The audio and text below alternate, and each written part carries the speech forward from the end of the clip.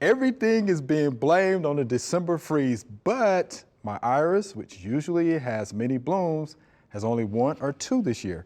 Why are my irises not blooming as much as usual? Are they having a hard year after the freeze, or is it because they have not been divided in 5 years? I never fertilized them either. And this is Pat from Nashville, Tennessee.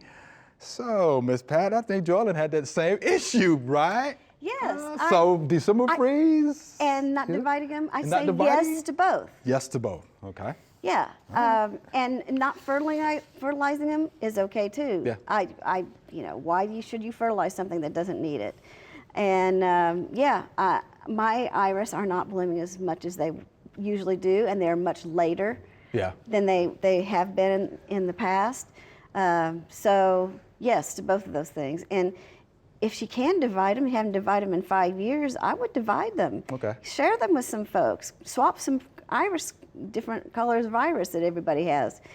Or just give them some more room to grow, and then they will bloom again. But yeah, I think the cold did hurt it. And I think, being overcrowded is a stressor for them, so that also could contribute to them not blooming. So she wanted to divide them. When is a good time to do that?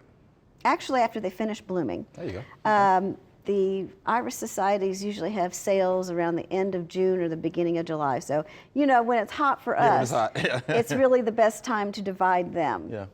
Okay. So there you go, Miss Pat. We're thinking both. Yeah, I think both. Freeze need to be divided. All right. Yeah. And I haven't even fertilized the ones that I've gotten new either. So, they love the soils here in Tennessee. That's why they're our state flower. Yeah, that's right. And so they grow well without a lot of nutrients added to them. We hope you loved the video. We would love for you to ask more questions. Be sure to leave those questions in your comments.